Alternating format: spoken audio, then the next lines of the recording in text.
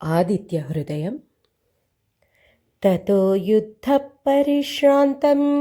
समरे चिन्तया स्थितं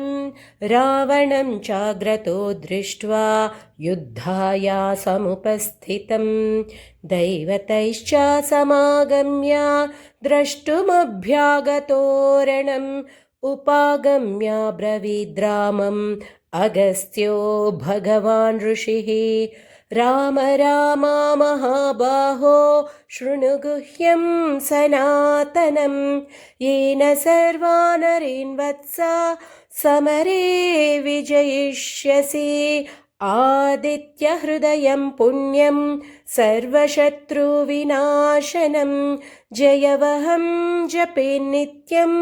अक्षय्यं परमं शिवम् सर्वमङ्गलमाङ्गल्यं सर्वपापप्रणाशनं चिन्ताशोकप्रशमनम् आयुर्वर्धनमुत्तमं रश्मिमन्तं समुद्यन्तं देवासुरनमस्कृतं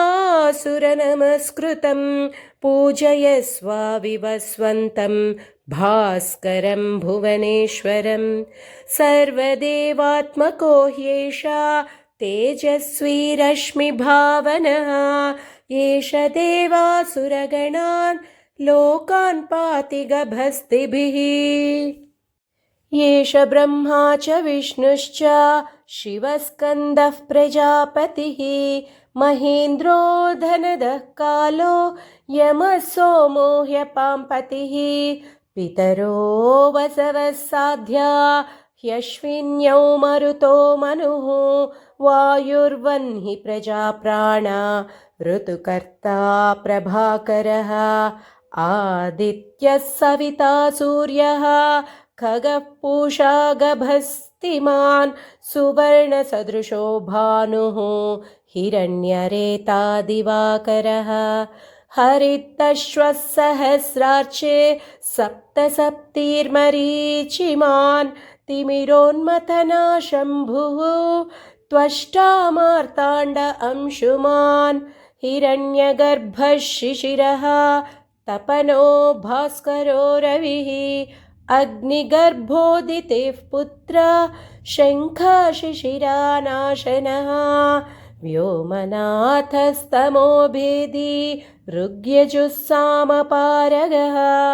घनवृष्टिरपां मित्रो विन्ध्यावीधिप्लवङ्गमः आतपी मण्डली मृत्युः पिङ्गळः सर्वतापनः कविर्विश्वो महातेज रक्तः सर्वभवोद्भवः नक्षत्रग्रहताराणाम् अधिपो विश्वभावनः तेजसामपि तेजस्वी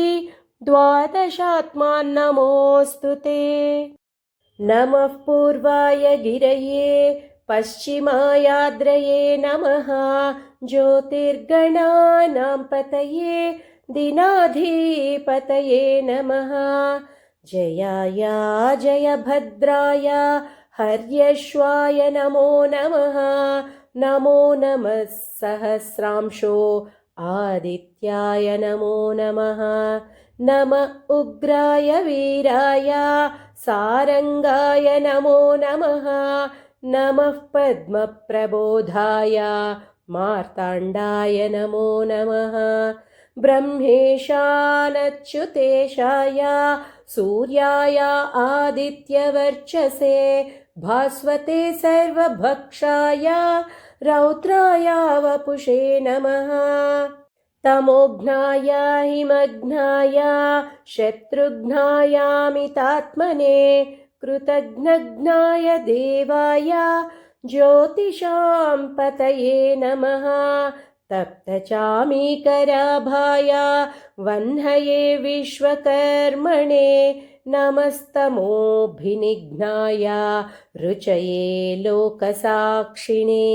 नाशयत्येष वैभूतं तदेव सृजति प्रभुः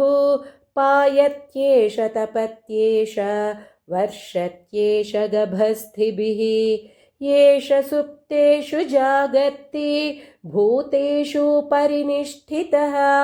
एष एवाग्निहोत्रं च फलं चैवाग्निहोत्रिणां वेदाश्च क्रतवश्चैव